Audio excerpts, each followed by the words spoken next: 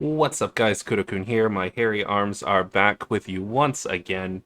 We're going to be doing an after hours. I know it's been a while, so in case you don't know what after hours is, these are basically little treats that I give to myself. Honestly, these are more for me than they are you guys. It's a very low edited video.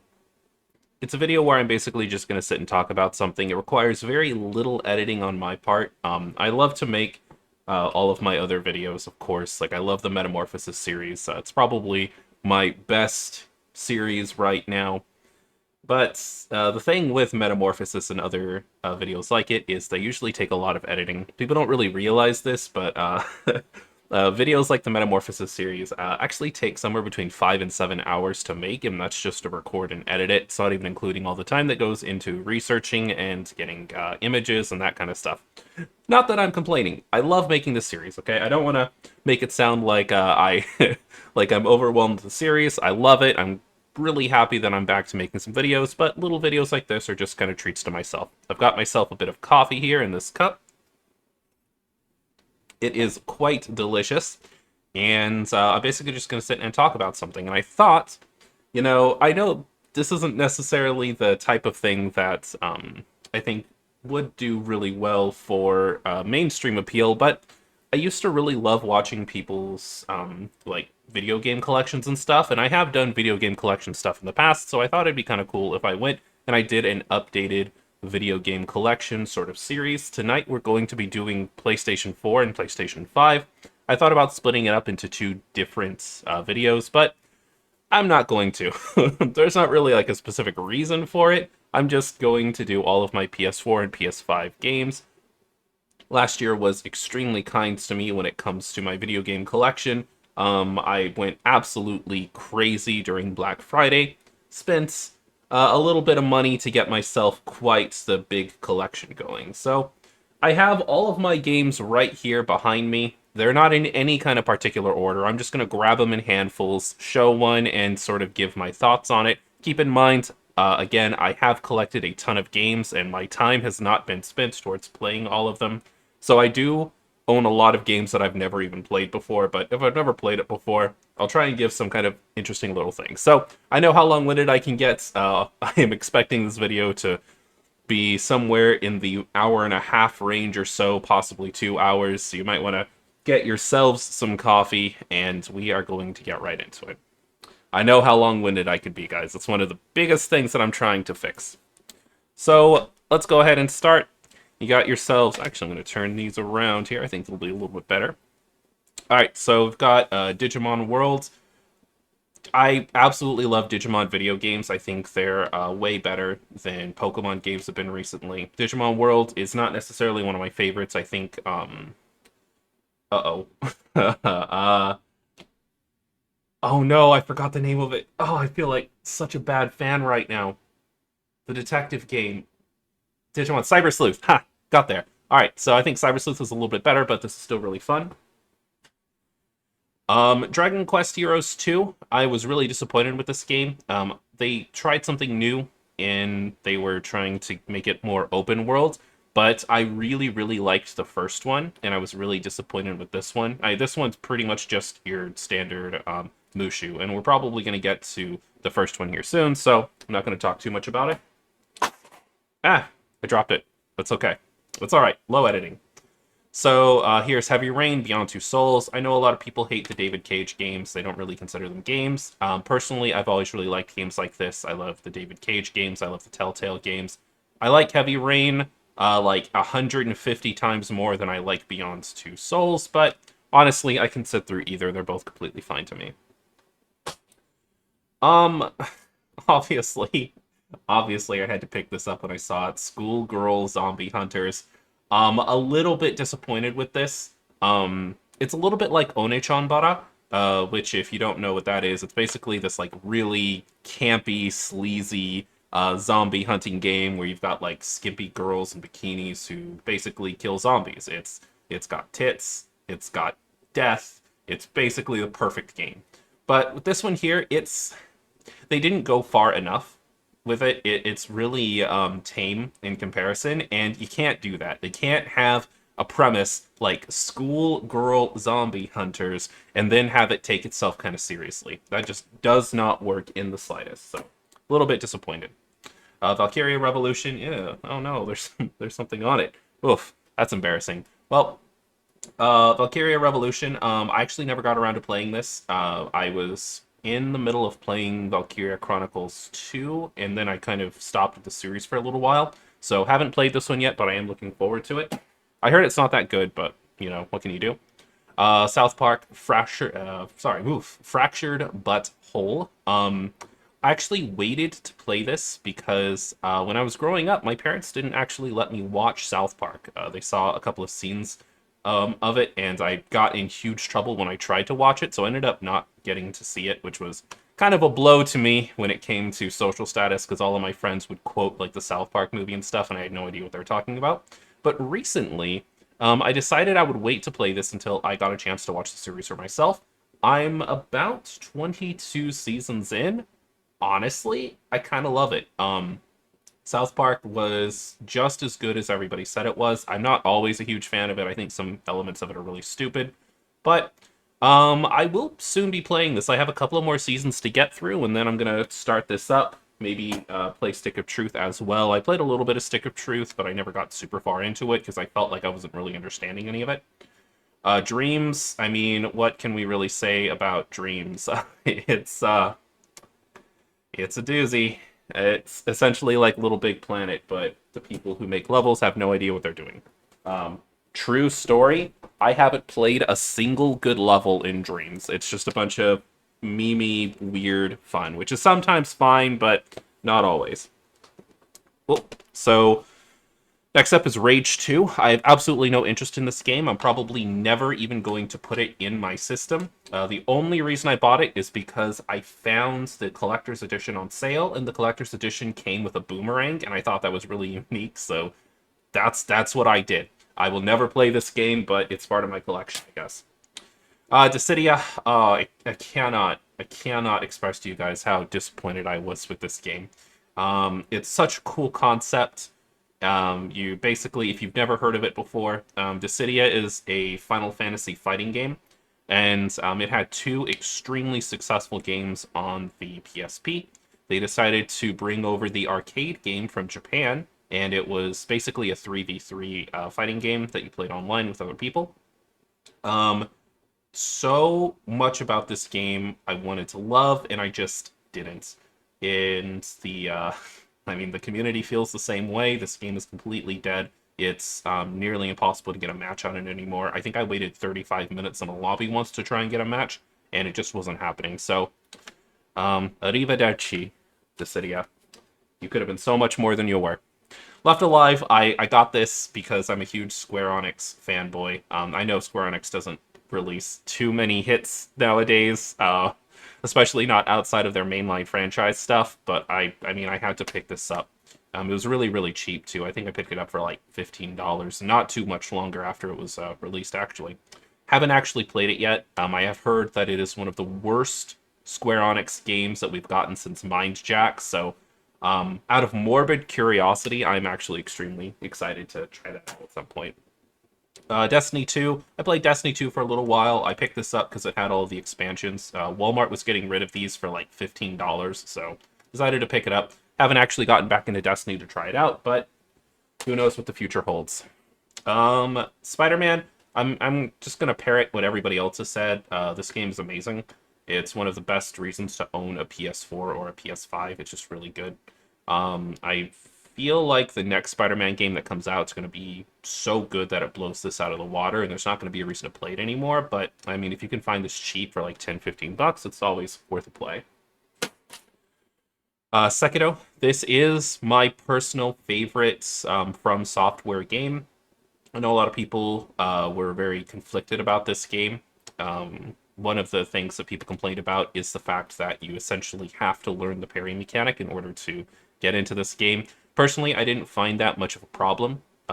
Number one, I actually think the parry mechanic works really well, and it's very, very simple to learn if you just take an hour or so to practice it. And secondly, I actually prefer games that have some kind of centralized mechanic like that than I do games like Dark Souls, for example. Like, I know and I understand that one of the things people love about games like Dark Souls is that you have so much choice and variety in the way you can play it. But me personally, and again, this is just personal opinion, I prefer when a game is built around a central mechanic because you can really get the most out of it, and that's what they did with this game.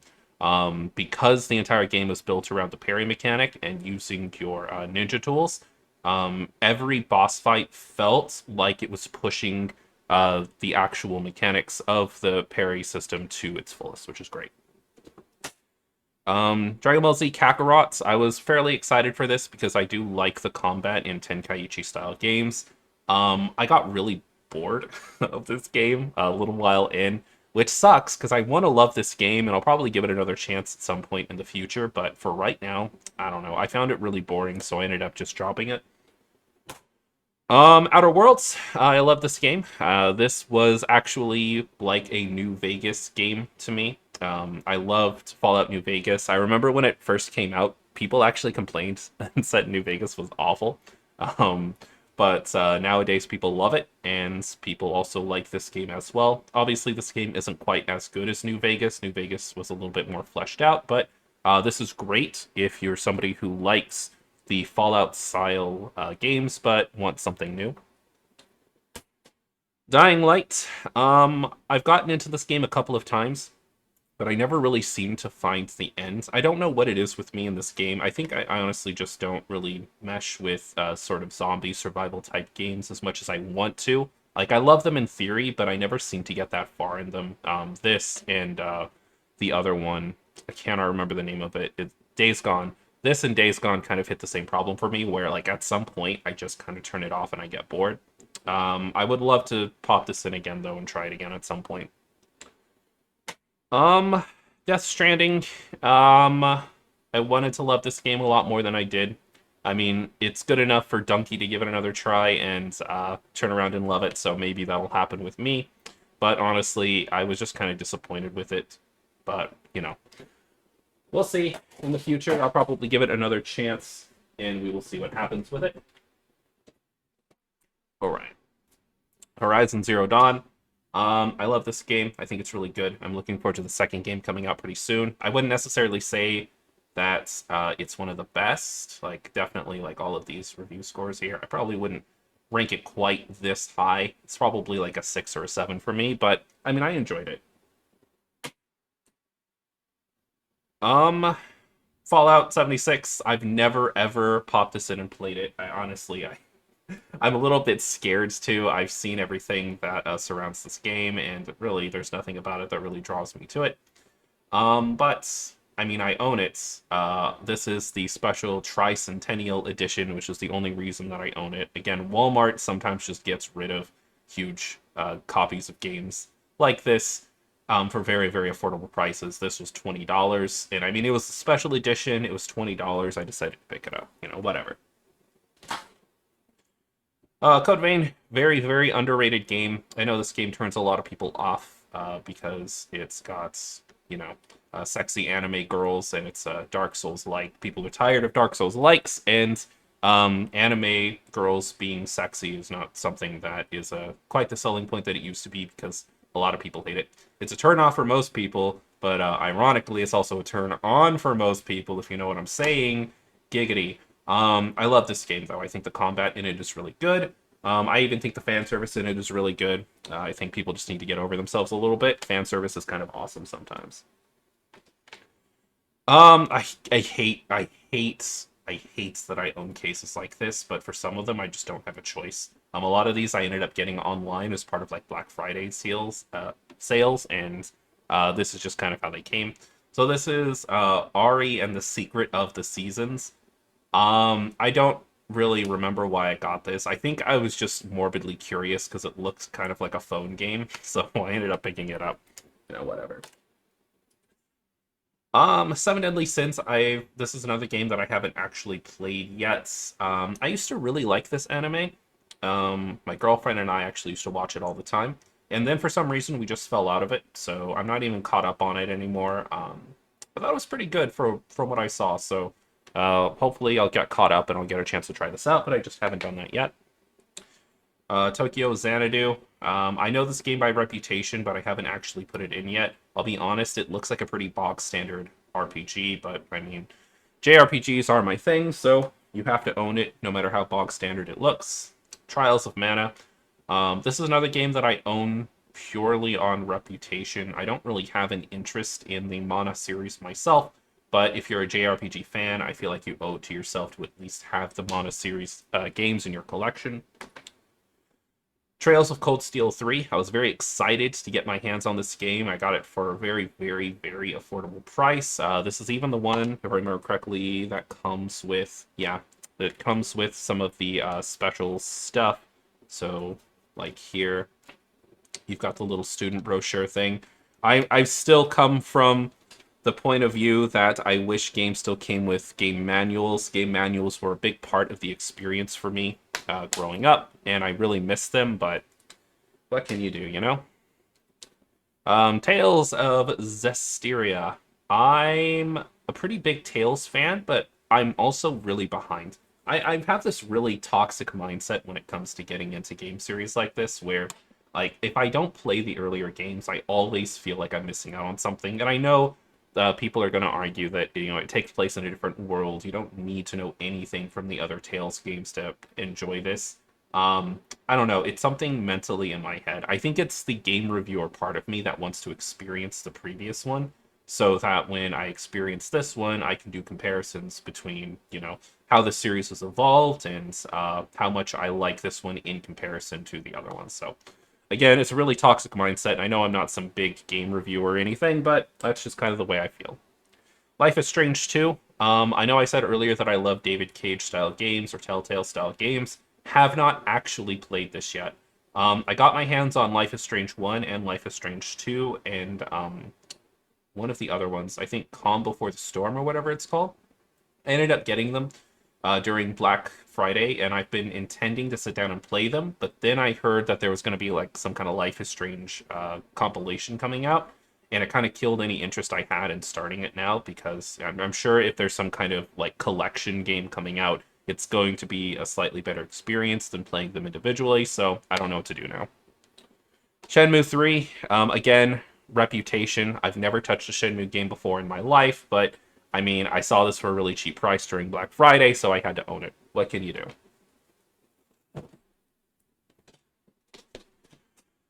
Mass Effect Andromeda. I mean, I hate to sound like a broken record here, but again, I own it based on its namesake. I love the crap out of Mass Effect, the series. I played all three of the OGs when they came out.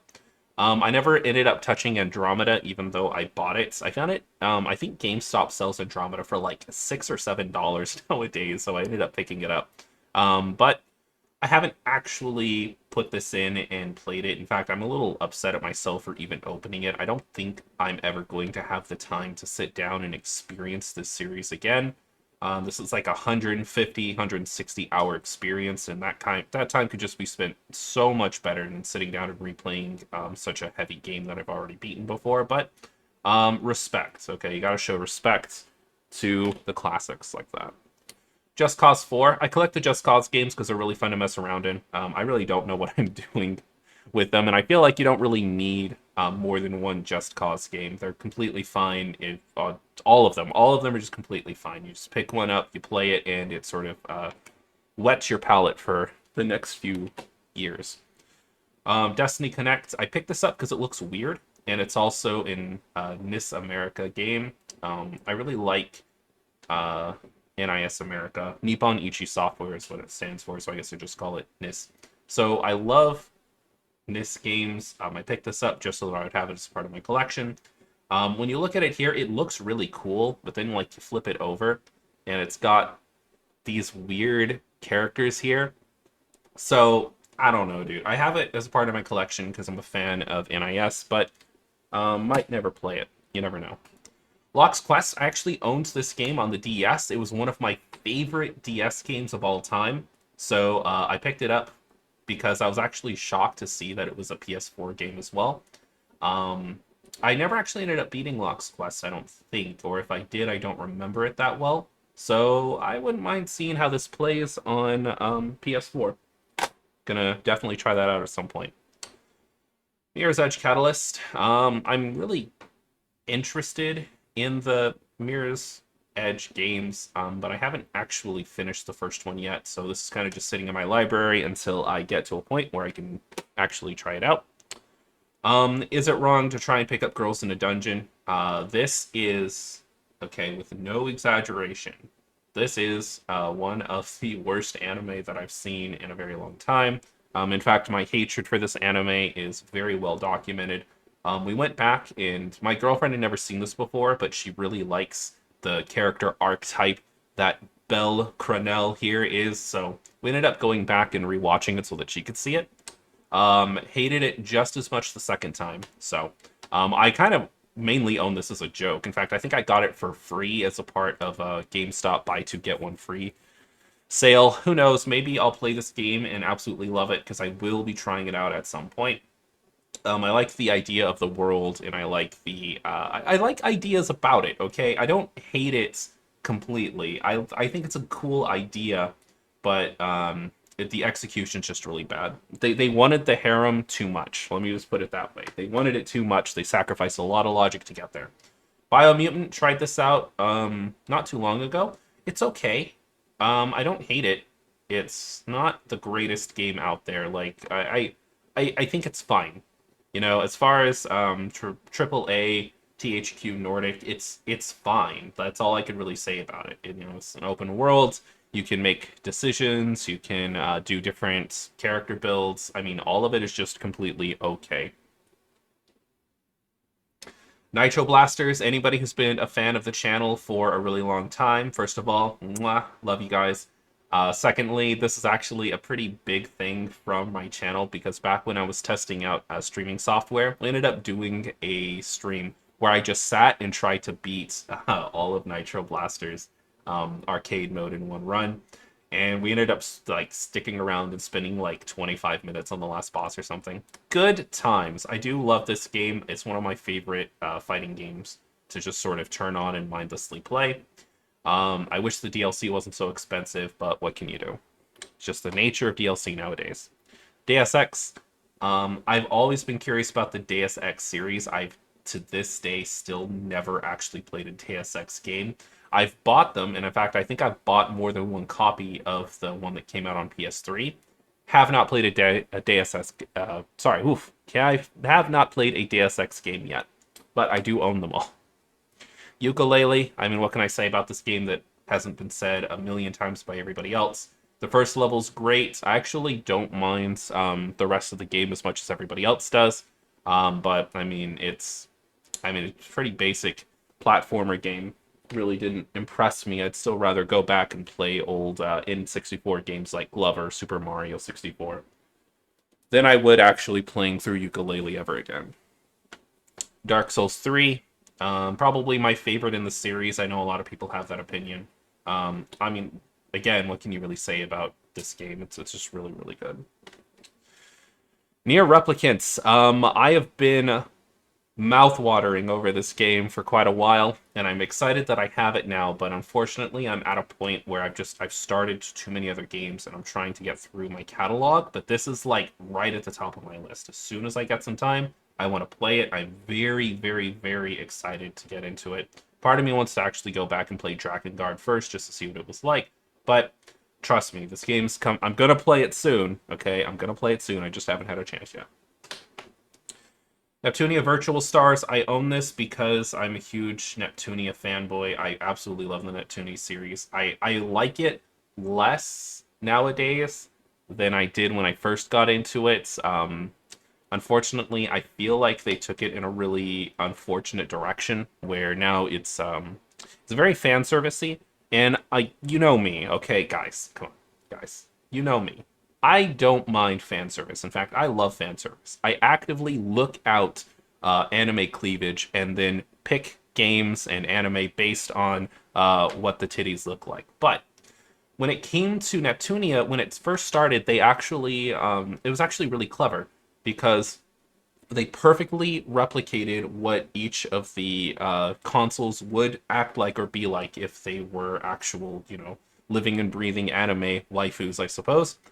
And there were a lot of really clever jokes and things that, if you were part of the industry or if you really focused on like blog posts and stuff that would come out from these companies, there were a lot of neat little like jabs and mentions. But nowadays, like it's really difficult to find clever video game humor or anything in it. So I don't know. Again, I don't necessarily.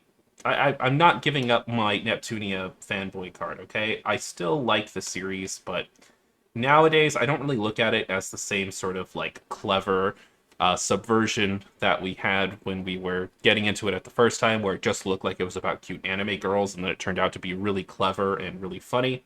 Now it's just, it's an anime girl game. Like, what can you do? Uh, speaking of fan service, I have the Japanese copy of Senran versus Neptunia here. I haven't actually played this one yet. I have started playing a lot of my games in Japanese as a way to actually practice my Japanese. If you happen to not know, I am learning Japanese because I would like to eventually become a translator. That is what I would like to do with my life at some point. In fact, I make a lot of my money by teaching people Japanese online. So I play a lot of my games in Japanese just so that I have an excuse to practice. I have not actually played this yet. I'm sure it's fine, but what can you do? Hidden agenda? Okay, listen. This game goes for like $5 to $10 online, and if you've never experienced it before, I highly recommend you try it out. So the way this game works is you actually download an app on either your phone or a tablet, and it's like playing through a Telltale or David Cage style game where you're making decisions, but you are doing so through your phone, like through an app, and it's actually really, really, really cool. And another really cool thing about it is you can play this with multiple people and basically try to work together or like take votes on what kind of decisions you want to do. So for example, if like you catch a criminal and your two choices are to let him go or to take him into custody, then you can actually talk amongst the people in your group that you're playing with about what the right thing to do in that current situation is, and you can all vote on what it is you'd like to do. So it's really cool. If you have friends that are into those sort of story-driven games, get this game. It's like $5 to $10, like I said before. Highly recommend it. Anthem, less said about that, the better. Let's go ahead and move on from that. Star Ocean, Integrity, and Faithlessness. This is another one that is fairly meaningful to the channel because I actually did start a Let's Play of this on my channel. I didn't get very far, obviously. I think I only did like 1 or 2 episodes of it. I still haven't gone back to play it again, but I do love the Star Ocean series, so that'll happen at some point in the future, I'm sure.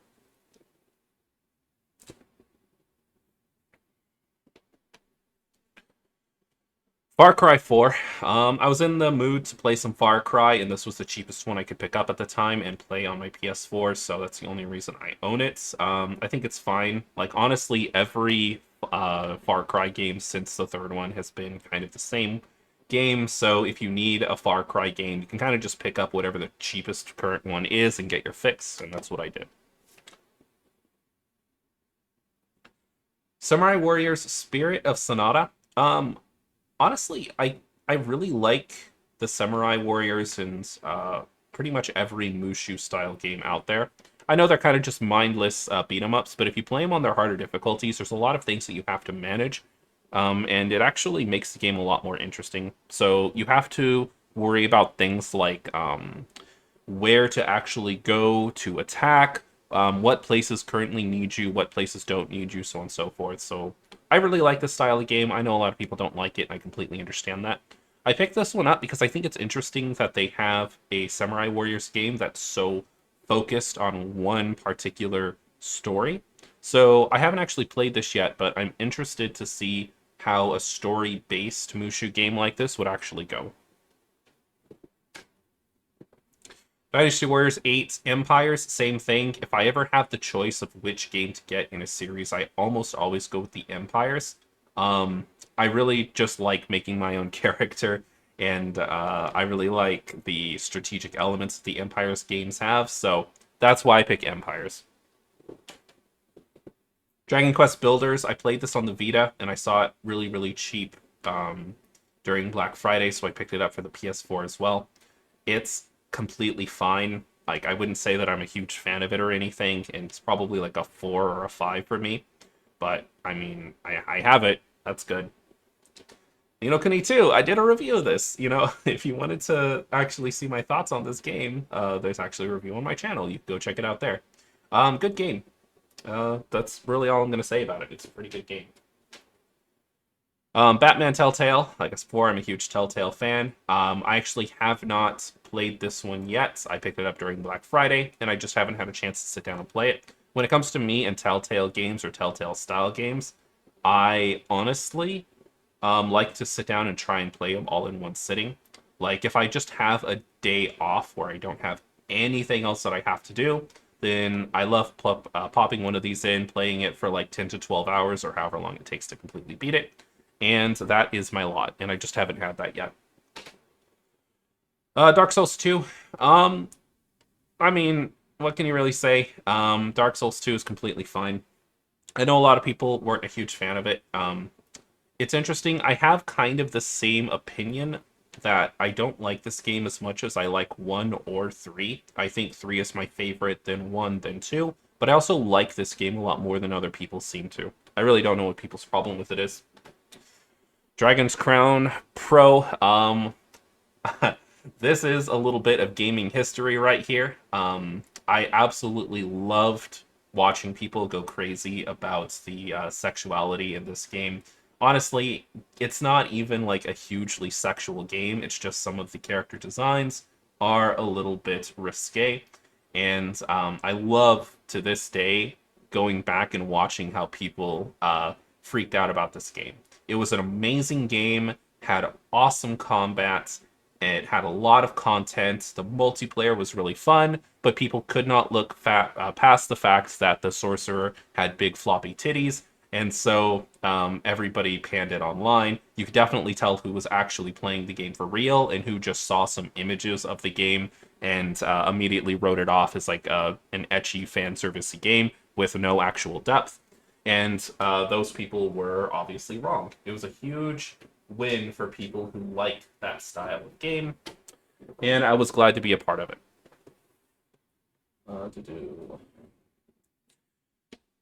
New Gundam Breaker. Believe it or not, I'm actually a pretty big fan of the Gundam series. Something that people don't really expect when they talk to me is I'm a huge fan of mechs. I love mechs a lot. So video games about mechs, anime about mechs, I'm normally there. I love mechs in pretty much every medium I can find. I love building models of mechs. I think that's also really cool. So obviously I have this now. With all that being said, I haven't actually played this yet. So I'll leave that on the table there. But hopefully it's good. Sword Art Online, Hollow, Realization. Okay, get your jokes out of the way now. I'm gonna go ahead and turn in my anime card here. I think Sword Art Online is completely fine. I think there's a lot of things surrounding the hate around Sword Art Online. I think it has a lot to do with anime reviewers at the time milking it and basically making it out to be a lot worse than it actually is, so that they could make 5, 10, 20 videos on how bad it is and continue getting clicks and views and making a ton of money off of it. Cough, cough, Mother's Basement. Cough, cough, Digibrony. Anyways, I think Sword Art Online is completely fine. I haven't actually played this game yet, but I mean, I own it just because I think the anime is fine, so what can you do? This is the exact same thing. Everything that I just said doubled for this one here. They're actually double dipped with this one because I do have the digital copy on PC, but I went ahead and got the physical copy too, just because I thought it'd be a nice part of my anime game collection. Spyro, nostalgia incarnate. I love this series, and this was one of the best remakes of any classic series that I have ever seen. So, I mean, what can I say? This is an absolute gem. All right, enough of that. Sakura Wars, highly, highly underrated game. I know I just talked about how much I love mechs, so it's going to be pretty obvious that I love this game. Sakura Wars is, I wouldn't necessarily say a masterpiece, but I would call it a must-play for any fans of JRPGs. The story itself is fairly interesting. It basically takes place in like a theater with a bunch of like theater actresses, and you also pilot mechs. So that's really all I can tell you about it without giving anything huge away. All of the members of your team are actresses from like a theater play, and you all drive around mechs. Combat's actually pretty fun in this game, so I would recommend trying it out if you can get your hands on it. That's another game that I double dipped with because they had the collector's edition on sale at GameStop. I already had the digital edition, but I went ahead and picked up the collector's edition of the regular one as well. Akiba's Beat. I mean, when it comes to ecchi games, of course, I think everybody's got to have this. Now, I will say that I haven't actually played this one yet. I have played Akiba's Strip quite a lot, but I haven't actually put in Akiba's Beat yet. I'm sure I'm going to love it, and it's going to be completely fine.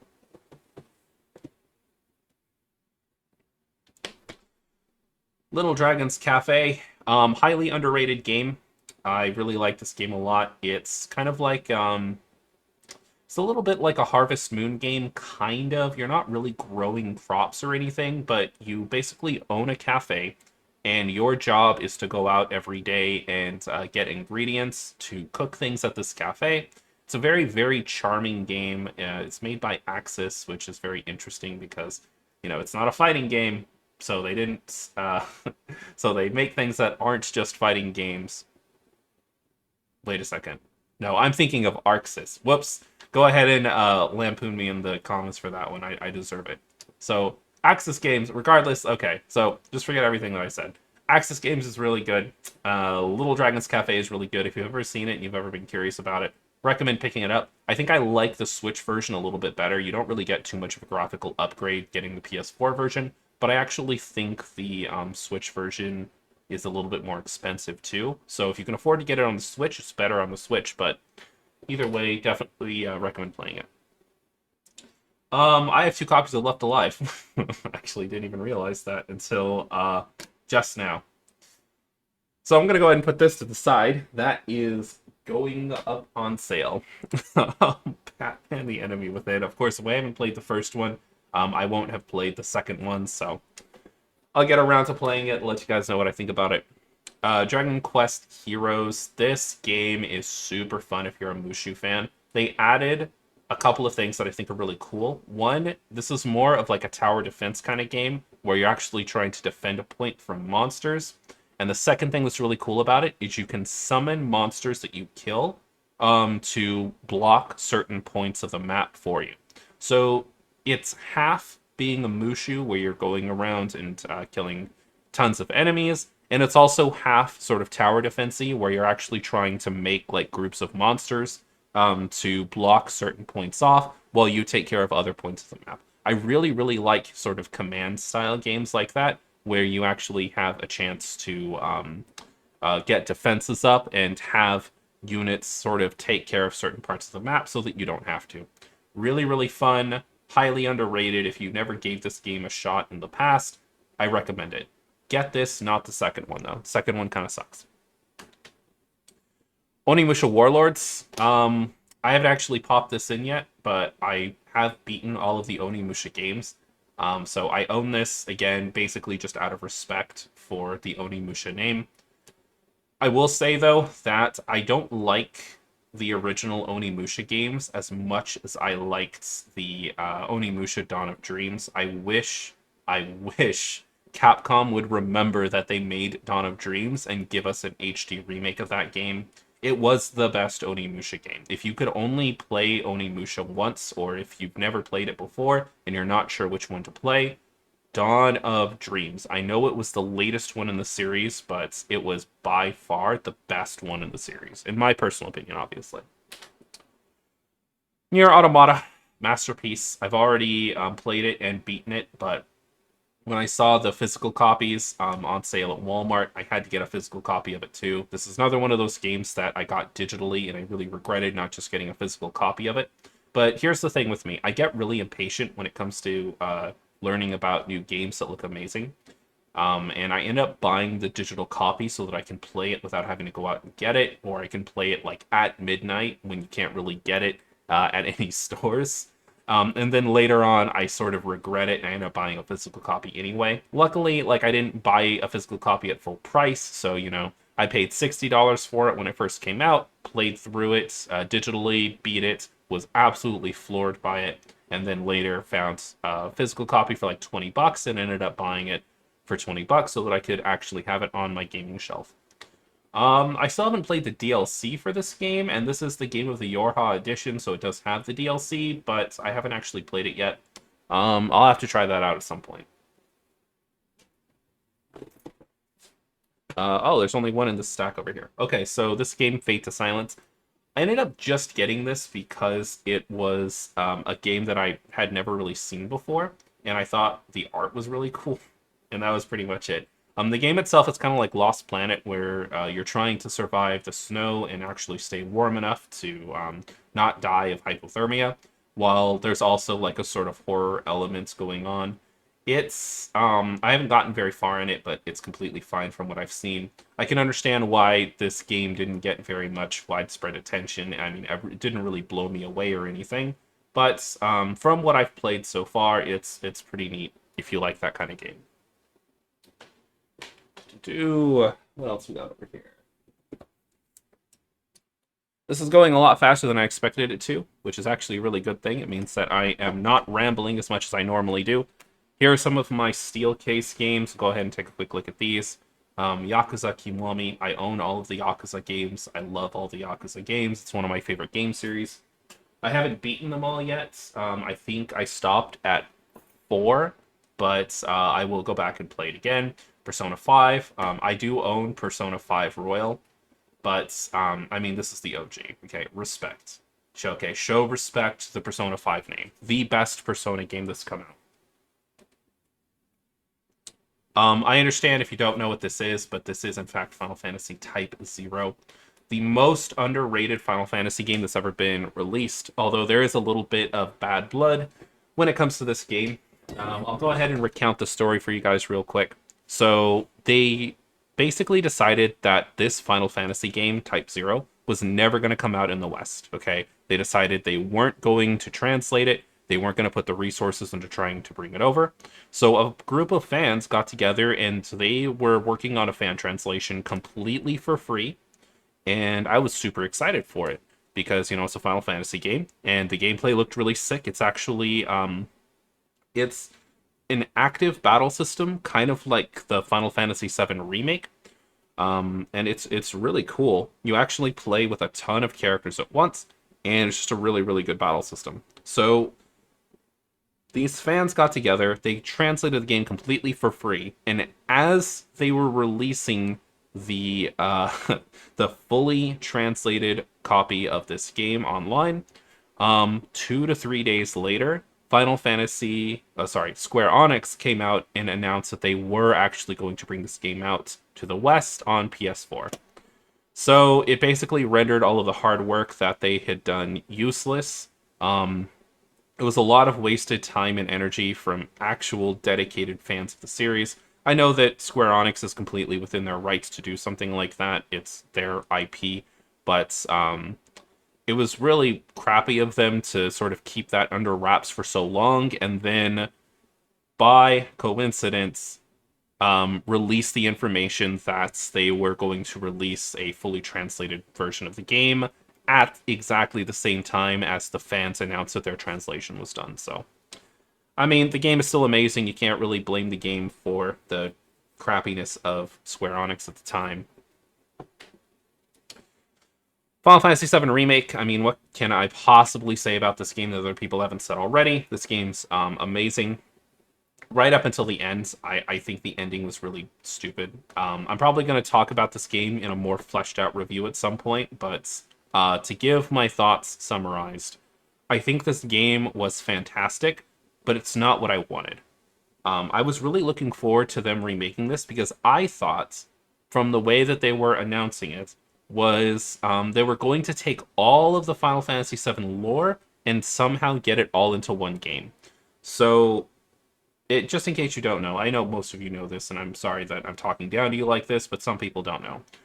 After Final Fantasy VII came out, there were a ton of anime, movies, books, and other like side games that were coming out to basically expand the lore of this game. It was that big that they actually released other games and other anime and movies and stuff to sort of bolster the lore of it. So I thought they were going to go back and remake Final Fantasy VII with mentions to all of the extra lore in. So I thought we were going to get to see more about Zack and Genesis and all of the things surrounding Final Fantasy VII, but it doesn't look like that's what we're actually going to get. They're basically doing a brand new story with Final Fantasy characters. Spoiler alert. Yakuza Like a Dragon. I am so hyped for this game. I want to play it so badly, but I have, in fact, not played it yet. I'm so excited for it. I'm going to go ahead and open it up. Just show that, this is one of my favorite steel covers. It looks so good. I'm very, very excited for this game, but I have not played it yet because I haven't gotten through the entire Yakuza series, and I'm waiting to get through the entire Yakuza series. I was really excited at first because I had heard that this was completely separated from the Yakuza series, and then somebody else told me that that was a lie, and that actually, in reality, you do have to play the other Yakuza games to understand all the references that are in this game. And I know some people will probably argue that, oh, well, I mean, you can still enjoy the game even though you don't really get all the references. But again, I'm just not that kind of guy. You know, I want to experience everything that the game has to offer the first time through. I just don't have as much time in my life as I used to. So I really only get to go through games one time. So I want that one time to be as meaningful as humanly possible. So I normally wait until I can actually do it. Here I've got Catherine Full Body. This is one of my favorite PS3 games, so of course I had to pick it up. I absolutely love Catherine. It's really fun, it's really unique and quirky if you've never heard of it before, which I don't even see how that's possible, but if you've never heard of it before, it's basically a puzzle game where you have to climb a tower in this sort of nightmare world, and the main character is going through a tough relationship where his girlfriend says that she's pregnant and she wants him to sort of settle down and take things more seriously and marry her and actually, form a real relationship. But he wants a really casual relationship, and he ends up getting seduced by blonde Catherine here and cheating on her. So he sort of has to either choose the more serious relationship and actually settle down, or choose a life of more frivolous fun and choose the blonde Catherine. Now, I will say that Catherine is absolutely the best Catherine. If you disagree, you're wrong. I would settle down with that Catherine in a heartbeat. I don't agree with everything that she does. Definitely, I don't want to spoil anything in case you've never played the game, but she tells a pretty big lie at one point, and I think that was pretty messed up, but I mean, he's also cheating on her, so can't really throw stones from a glass house. Dishonored 2. I own this because, again, the collector's edition was on sale for a very, very affordable price, and the collector's edition came with a really awesome Corvo mask. I have not played Dishonored 2 yet. I've actually played Dishonored 1 multiple times, if I remember correctly. I love Dishonored 1. I actually think it was a lot of fun, but have not actually played Dishonored 2. I only own it because I really wanted that mask, and it was like $25. All right, last Steel book that I have here. I feel like I have more hiding somewhere, but I just don't want to put in the effort to go looking for them right now. I have the Steel book of Hitman. I want to be a bigger fan of the Hitman series than I actually am. I think they're fun, don't get me wrong, but I don't know, something about them, they're just not that satisfying. Like, I kind of get bored when I play Hitman games, and I can't really explain why, honestly, because they should be right up my alley. I really liked the original Assassin's Creed. I really like the idea of sort of coming up with creative ways to off somebody rather than just running in guns blazing and being rewarded for creativity. this game should be like my favorite game of all time, and for some reason, I just find it kind of boring. Maybe I'll give it another chance at some point, and I'll probably like it a lot more after another chance, but for right now, I'm just not that big of a fan. So we're going to go ahead and look at some PS5 games now. Devil May Cry 5. I originally didn't buy this kind of out of protest. I really don't like the fact that we got a censored copy of Devil May Cry 5 over here in the West. So I do own this, and I do plan on playing it. Obviously, I'm not going to let a little bit of censorship stop me from just flat out playing a game, but I do actually also own this on PC, where we can take the censorship away. So there you go.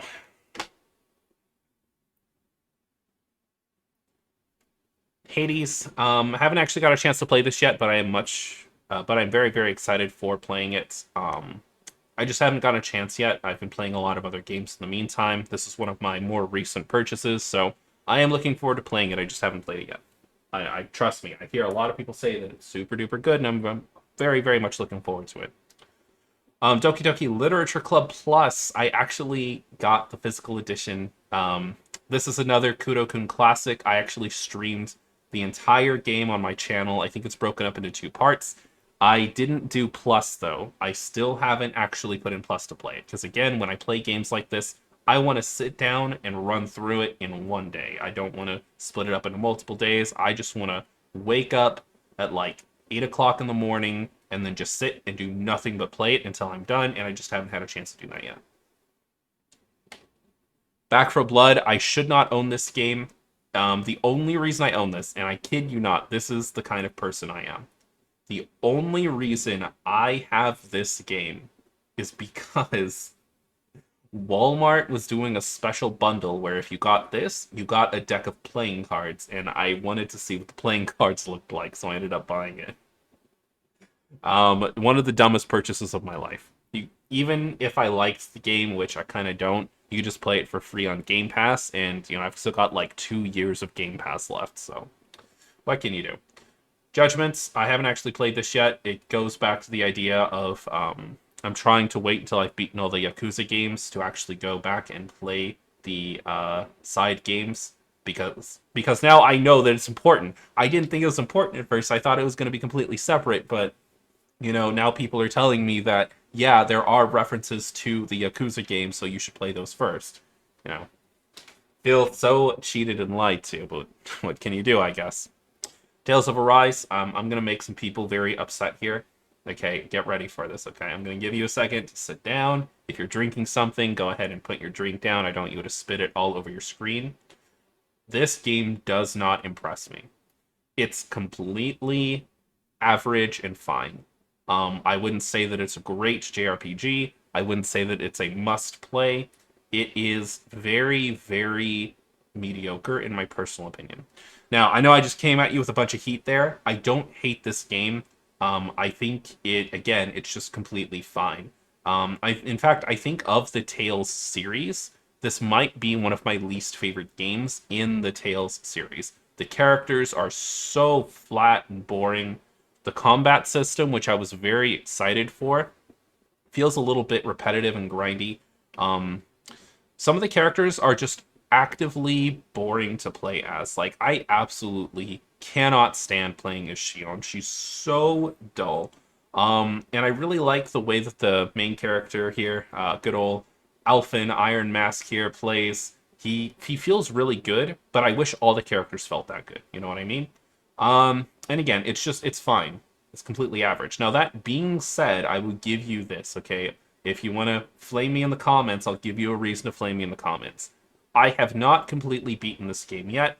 I am maybe halfway through the game, maybe a little more than halfway through the game, but it was this game's job to make me excited to finish the game. So the fact that I haven't beaten it yet, I don't consider a problem on me. I consider it a problem on them. They definitely should have made the first half a little bit more interesting. Now, on the other hand, this is one of my favorite games of all time. I'm just kidding, guys. Please don't unsubscribe. So please don't unsubscribe. I need you guys. I'm just kidding. Yeah, Avengers sucks. Like, I'm not gonna turn around and tell you guys that this game is good. It's bad. It's bad, but what can you do? Now that being said, I don't hate it as much as other people seem to, and of course I had to get it on a Sony console because I was excited for the Spider-Man DLC. Spider-Man's fun, but it does not save this game at all. Still sucks. Square Enix, you should be ashamed of yourselves. I will be so surprised if I find out that Left Alive is somehow worse than this game. Famous last words, I know. Do Game so nice, I bought it twice. This is going to be the Intergrade version. Of course, the Steelbook version I have was the release date one, and Intergrade here came with the DLC. Have not actually gone back to play the DLC yet, but I mean, I'm too much of a Final Fantasy nerd to not go back and play it, so I'll probably wait until part 2 to this game gets announced, and then I'll probably go back and just replay the entire game, and then I'll play the DLC on top of it, but we'll see. Watch Dogs Legion. This game is just mindless, dumb fun. I wouldn't say it's like a masterpiece or anything, but if you've got like 2 or 3 hours to kill, just throwing this on and just like mindlessly wandering around and playing it, it can be a lot of fun. I think I get the same high off of this game that most other people do off of Grand Theft Auto, and that's about where that ends. Assassin's Creed Valhalla, I'm very, very behind on the Assassin's Creed games. I still haven't even played any of the PS4 ones yet, like Syndicate and whatever other ones are out. That being said, I do own all the Assassin's Creed games. In fact, I own all of them on PC. They were doing a huge sale on the Ubisoft store where you could buy every single Assassin's Creed game ever made for like $80. So I went ahead and I got it. I'm going to play through all of the games again, probably, because there was a lot of stuff that I missed and there's a lot of stuff that I don't remember. So I haven't actually played this yet, but it does not look like it's a very pleasing game to me, but we'll see how it goes. I don't know. Alan Wake, I was actually really excited about this game coming out on PS5, because okay, so let me explain something. Growing up, I was not a huge Xbox fan. Xbox was something that I admired from a distance. Like, I like the original Xbox. There's a lot of games on the original Xbox that I really liked. The 360 came out, and I could not hold one. I ended up going through 4 Xbox 360s. Yes, 4. I bought one, it red ringed, I sent it in. The second one I got red rings a couple of months later, ended up selling it. I bought another one from a used game store, and that one, the disc tray ended up breaking on it, I think, and I just couldn't use it anymore, so I sold it. And then when a friend of mine gave up video gaming, he sold one to me for like $60 or something. It's a very affordable price, so I ended up getting it off of him. And then that one ended up breaking as well. So, after 4 attempts at trying to get into the 360, I just couldn't do it. But there were games like Alan Wake that I was very excited to play that I never got a chance to. That being said, I haven't actually played this yet. Again, my backlog is just a little bit too heavy right now, so I do plan on playing it fairly soon, but there's just too much other stuff that I want to get through. Guardians of the Galaxy. There are 2 camps for this game. About half of the gaming world says that this game is like a masterpiece and actually pretty good. And the other half says that it's a fairly typical mindless shooter. Now, I am kind of in the former camp. I actually think this game is fantastic, but I'm also a little bit biased because growing up, I actually read Guardians of the Galaxy. It's actually one of the few Marvel comics that was stocked in my town. So I grew up in this really, really teeny tiny town. I won't say the name of the town for right now, just for privacy's sake. But it was very, very small. Essentially, the only people who lived there were people who worked at the restaurants and stuff there, because it's a very common place to stop by on your way to Los Angeles. And basically, you would stop there, you would get food, you would get gas, and you would leave. Very, very few people actually lived there. So it was a very, very tiny town. We didn't get too much in the way of big name games or big name stuff in general, really. But we had a supermarket that would sometimes stock comic books, and I got into two types of comics. I got into the Sonic the Hedgehog comics, and I got into the Guardians of the Galaxy comics. So I was really hyped when they brought this back.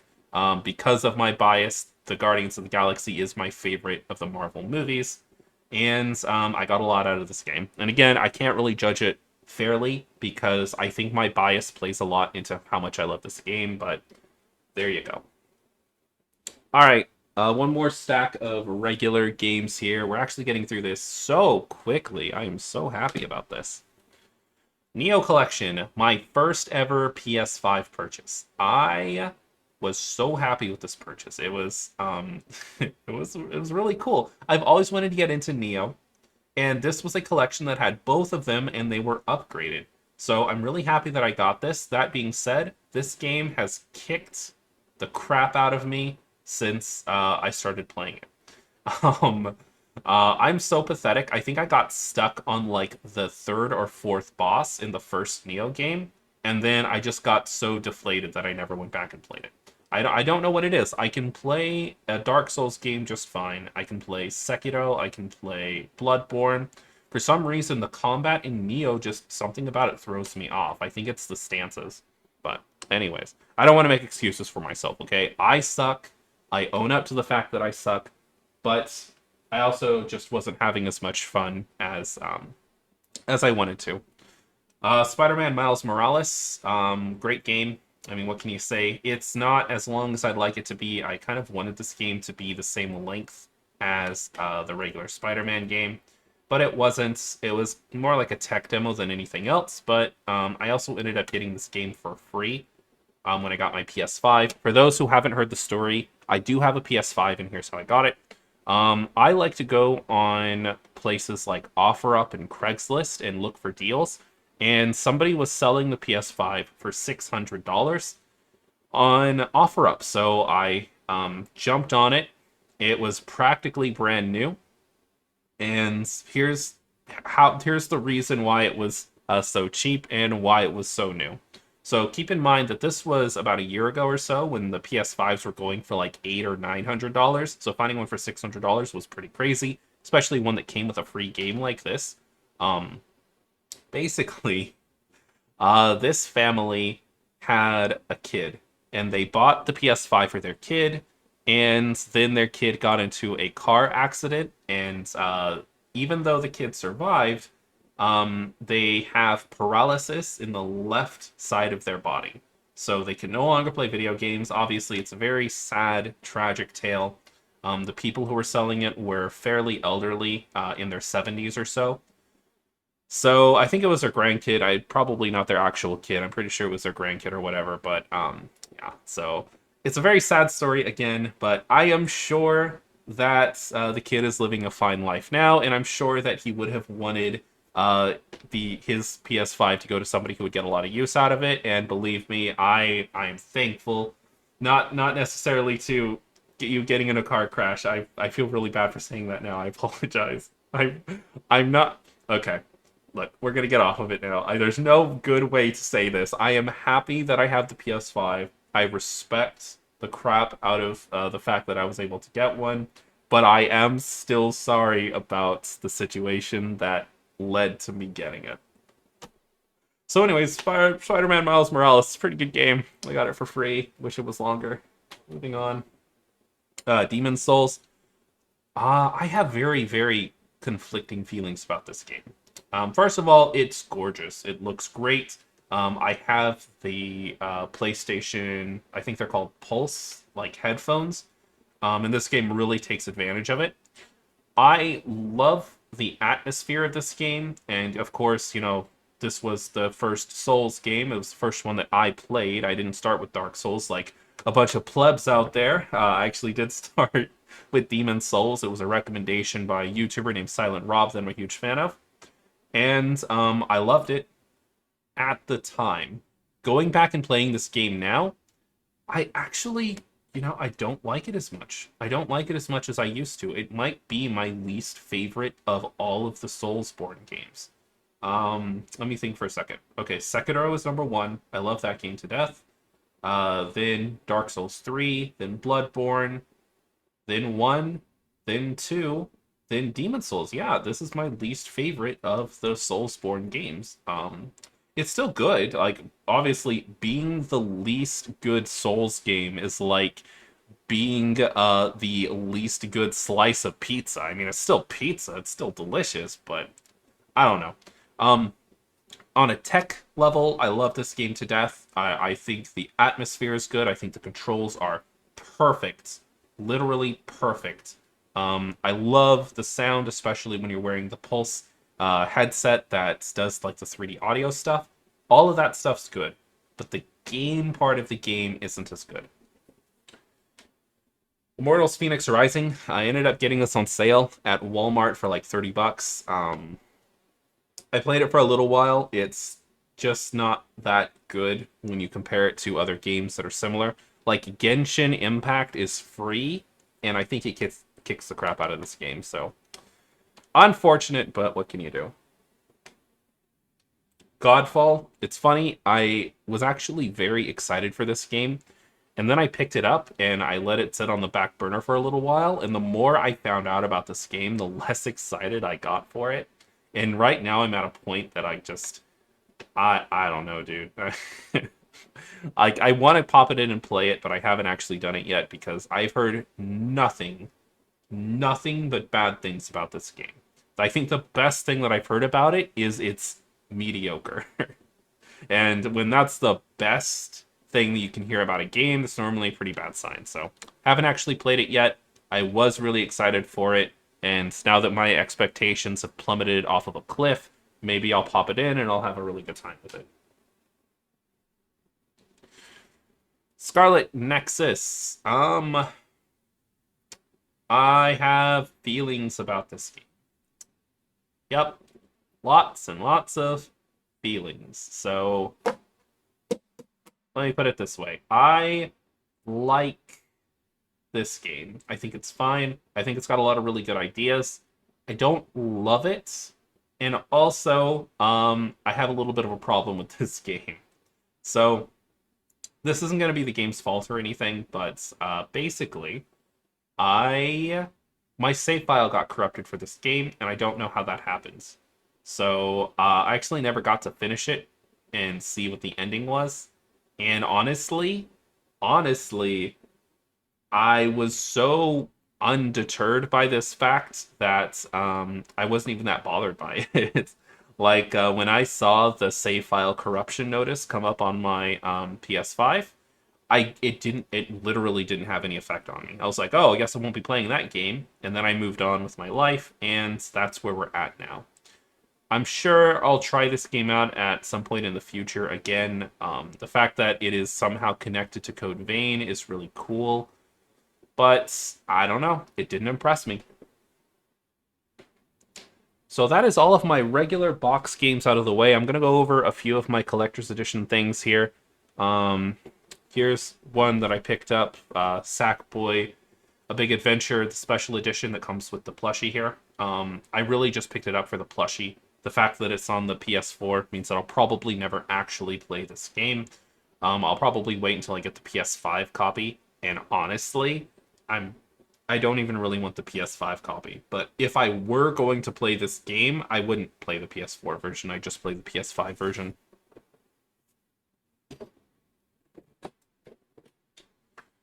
All right. Record of Agarist War Zero. This is one of the most overlooked and underrated series of the PS3 era.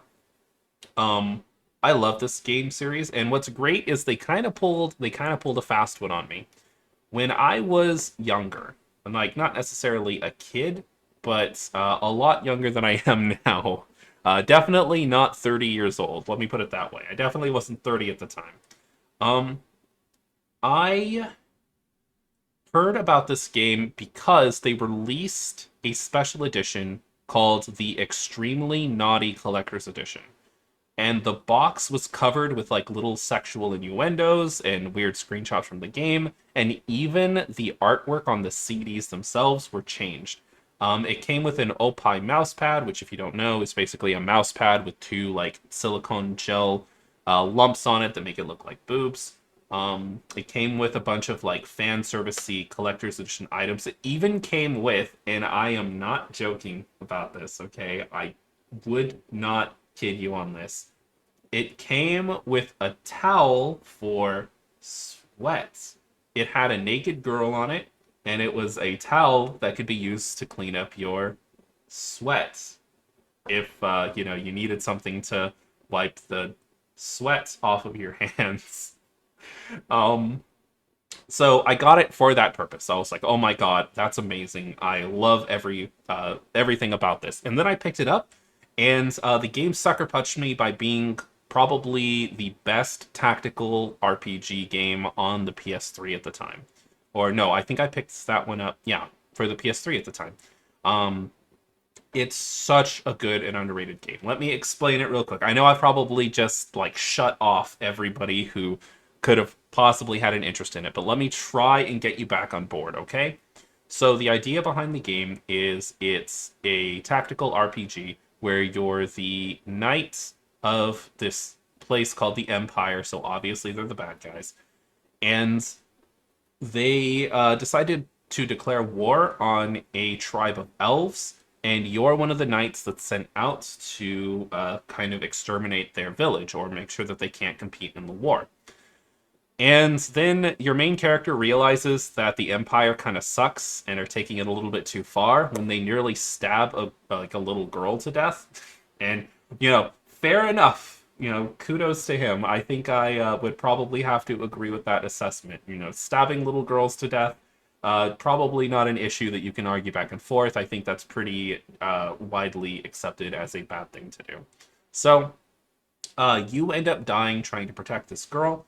And then a spirit brings you back to life, but says that she needs your help and the help of all of your future generations until you actually succeed in basically fighting off this evil force or whatever. That part doesn't matter as much.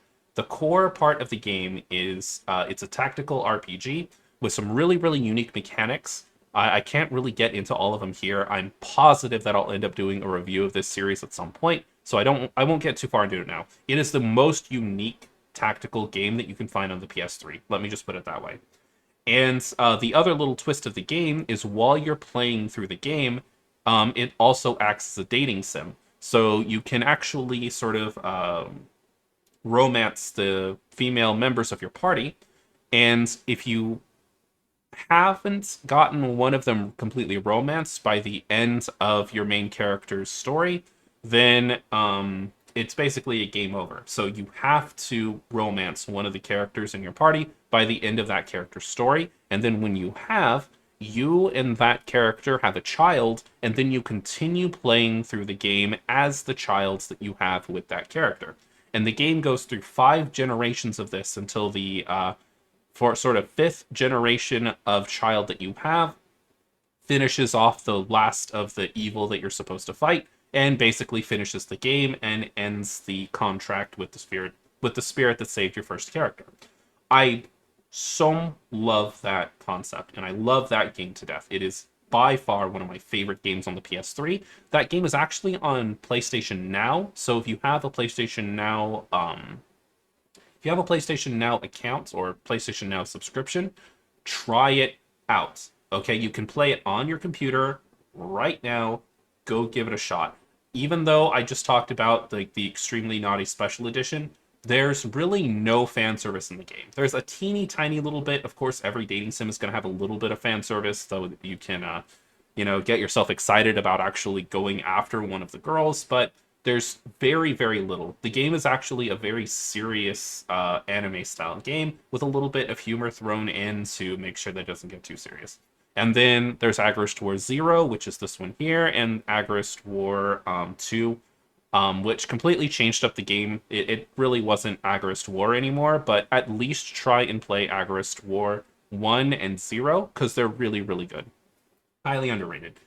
Okay, so that's where all of my rambling went. I was wondering why we were getting through this so quickly, and now I've just talked for a really long time about this one game series. But basically, on this Agarist War 0 Collector's Edition, obviously I went after every single Agarist War Collector's Edition I could after that. I ended up getting the Collector's Editions for 1 2 and 0. And Aggro Wars Zero's Collector's Edition is actually fairly tame. It's got this unique mechanic where at the beginning of the game, you use a sort of deck of cards to decide what kind of stats your first main character is going to have. And this set actually comes with all of those cards. It also comes with a set of playing cards, so you got the playing cards right here. The box is kind of falling apart, so I don't want to mess with that too much. This is one of my oldest collector's editions, so I don't want to be too rough with it. I think they're in here.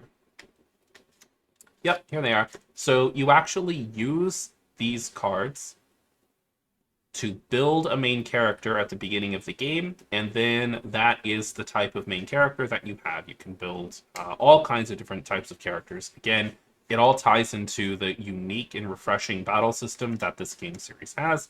So I don't want to get too far into it here, but I am telling you, if you have PlayStation Now, go give the first game a try. I think you're actually really going to like it. I promise you, it's not that fan servicey. They just did the Extremely Naughty Special Edition as a sort of gimmick.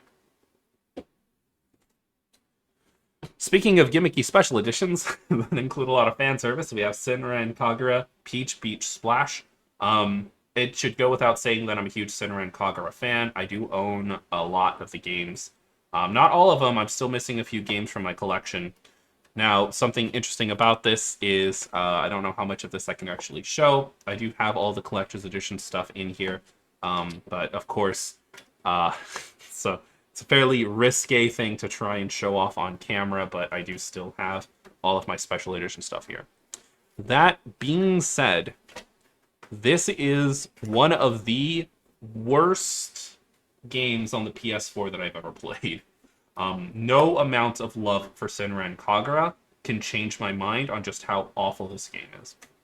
The only thing that I could see as a redeeming quality of this game is they actually have a sort of diorama mode where you can sort of take models of the characters and model them in these like little sets so that you can take pictures of them. And that is only good for one reason that I won't get too far into here. Let's just say your creativity can run wild if there's a certain picture online that you've always wanted to see, but you've never been able to see. Here's just the collector's edition box of Final Fantasy VII Remake. Obviously, I have this. Could not wait for this game to come out, so I got the deluxe edition. Obviously, I would have loved to get the collector's edition if it weren't like $400. Very, very unfortunate. The Kingdom Hearts all-in-one package. If you don't know anything else about me, you have to know this. Kingdom Hearts is my favorite video game franchise of all time. There is no game franchise that has been as consistently good as this one here. So I own this mainly because I wanted some kind of collection of the games. And when I saw this, again, I love having this as just a collector's piece because I actually already own all of the games. Multiple times, actually, because not only do I own all of these games individually on all of their platforms, so I have all of the PS2 games, I have all the DS games, and of course I have like Birth by Sleep. But I also bought the digital edition of this so that I had all the games digitally on my PS5. And now I just have this. It's completely unopened, and I just have it as a collector's piece because I'm a huge fan of the series. I know it's had its ups and downs, and I am one of the few people who actually actively despised Kingdom Hearts 3. But, I mean, every series has to have its ups and downs. Personally, I didn't like Kingdom Hearts 3, but I know a lot of people liked it, so I can't be too hard on it. It just wasn't for me. I think that's fair. Here's the box for the Catherine full body. Here's all the stuff that it came with in case you've never seen it. My favorite thing was, of course, this little plush here. I love this plush to death. I think it's super duper cute. And then the rest of it is just a box. It's a really nice box, don't get me wrong, but at the end of the day, it is kind of just a box. There are the blocks. That is the one thing that I find kind of cool about the collector's edition here is, again, if you've never seen the game before, It's basically a puzzle game where you're trying to move these blocks in a way that let you climb higher up a tower, and your goal is to get to the top of the tower before the entire place crumbles. So, of course, this is something that I have. Originally, when I bought it, I was actually really stoked to find it because I kind of just found it out in a random GameStop. So I picked it up as a sort of impulse buy because I thought I would never see it again. And now it turns out that you can still find some of these floating around, so it's not actually as special as I thought it would be, but I mean, I still love it, so can't really say much about it. Here's the back for Plum game box again. Again, I really don't know why I have this. No, I do. I do know why I have this. I have it because I'm terrible with money and I love gimmicks. So when they said that I could buy this and get a special deck of playing cards, I had to get it. And spoiler alert, the playing cards suck too. Here's the collector's edition box for the Senran versus Neptunia. Again, I haven't played this game yet. I'm looking forward to playing it at some point. It still hurts. Still hurts that they sort of flanderized the Neptunia characters and kind of just made them generic, sexy anime girls. Because that's kind of what Senran Kagura was, right? Senran Kagura is generic, sexy anime girls. And now that Neptunia are also generic, sexy anime girls, it's not that interesting to see them together because they're essentially the exact same. I miss the days when Neptunia was clever video game humor and references and little references to the industry. But, I mean, again, it obviously, I can't be that upset about it because I still collect games from both of the franchises, so. If you buy games, you're a part of the problem. Here's the obligatory Kingdom Hearts 3 Collector's Edition. Of course, well, not Collector's Edition, Deluxe Edition, but still, of course I have this. I've never taken the pin out. I'm actually really nervous about taking this pin out of the box and actually putting it on anything. I love collecting pins and little collectibles and putting them on like my bags and stuff. But back when I was living in Fullerton, basically, I'll sort of shorten it for you because I know a lot of people have already heard this story. But I had a gamer bag with all of my collectibles basically attached to it. So I had a bunch of pins on it. I had a bunch of like little tags on it, and it had my entire handheld video game collection. So it had my PSP, my Vita, it had my Switch, and it had all the games that I owned for all of those, and somebody took it. So ever since then, I've been very careful about actually taking my collectibles and putting them on anything, because definitely don't want to go through that again. I have learned my lesson. 13 Sentinels. There are two camps of people when it comes to this game. There are people who absolutely love it and see it as a hidden masterpiece, and people who have never played it before. This is a really good game. Probably the best story that I've seen in a video game in the last decade or so. It's so good. But there's a caveat here. If you've never heard of this game before, or if you don't know anything about this game, I'm going to explain it to you really quick. There are essentially two halves to this game. One half is a sort of visual novel where you're going through and you're experiencing the story from 15 different characters' perspectives, and you're trying to figure out what the mystery is, because there's this really mysterious sort of air to everything that's going on, where you have these people living seemingly ordinary lives, but these weird things keep happening. Like the main character, he's a huge nerd when it comes to like action movies. And then a bunch of things from action movies start happening in real life, and he starts having these weird dreams about being a character in these action movies. And then it turns out other people are also having these dreams, so the mystery sort of unfolds from there. I can't really say much more than that without ruining the story. But yeah, that half of the game is really good. And then the other half of the game is a, drum roll please, mech combat simulator. So obviously, you would think that I would get really into that, but I'll be completely honest. that's where all the gameplay is, and the gameplay kind of sucks. This is one of the easiest games that I've ever played, and I really don't know what happens. They really didn't do much to turn the game part of the game into an actual tactical strategy game that like gives you any kind of real challenge. It's really, really boring, and it's very, very, very easy. I did everything I could to make this game as difficult as possible on myself. I played it on hard. Um, I would sometimes use less characters than needed for certain missions to make sure that I was giving myself an accurate challenge.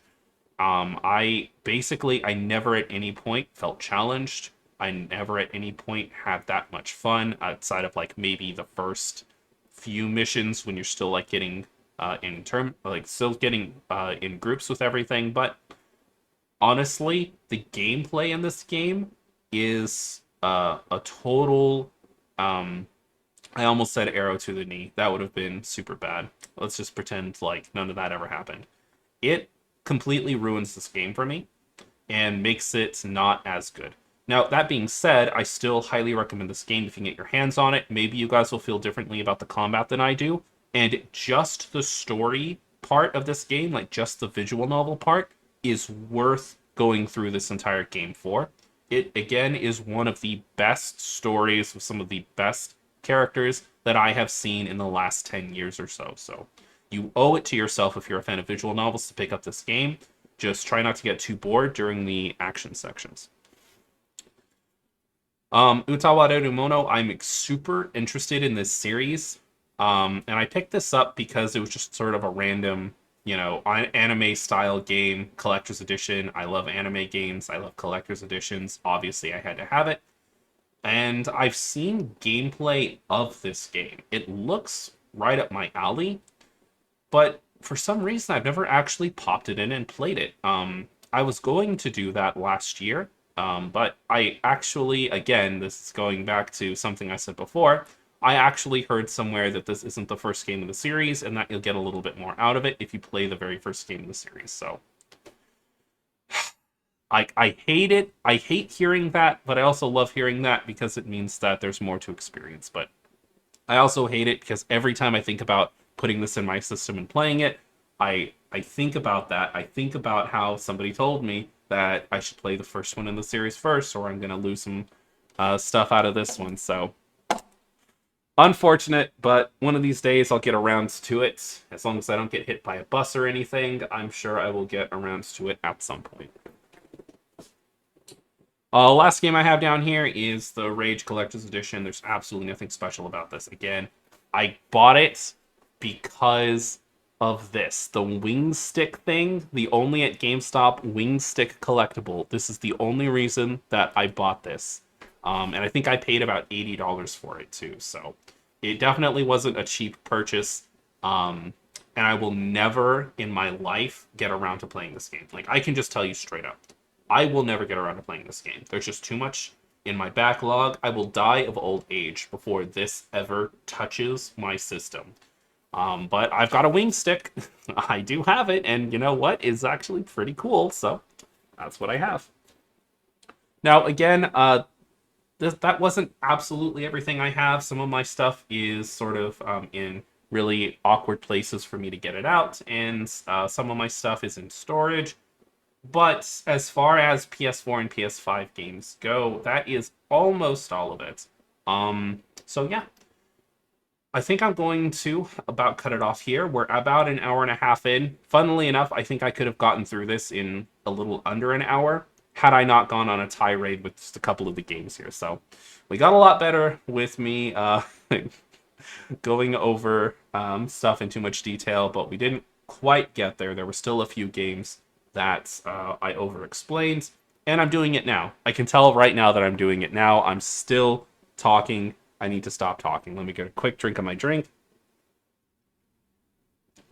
And yeah, that will be about it. I'm actually still pretty wired, probably because I'm drinking coffee, obviously. So I think what I might do is actually grab some of my other games and go ahead and do those ones too. So if I do that, then I suppose I will see you in a minute. If you manage to get through this entire video. Thank you so much for stopping by. If you want to prove that you made it to the end of the video, why don't you go ahead and leave in the comments section which one of the games that I showed you you've actually played and why you liked it. Okay, that's a pretty simple one. If you saw a game that I have that you've actually played yourself, go ahead and give me your thoughts on it, and I will read it later. So again, I think I'm going to go ahead and grab my other games over there and do another part of this tonight, because I am in a pretty good mood. So if I do that, then I'll see you guys in just a minute. If not, then thank you for stopping by. I will see you next time.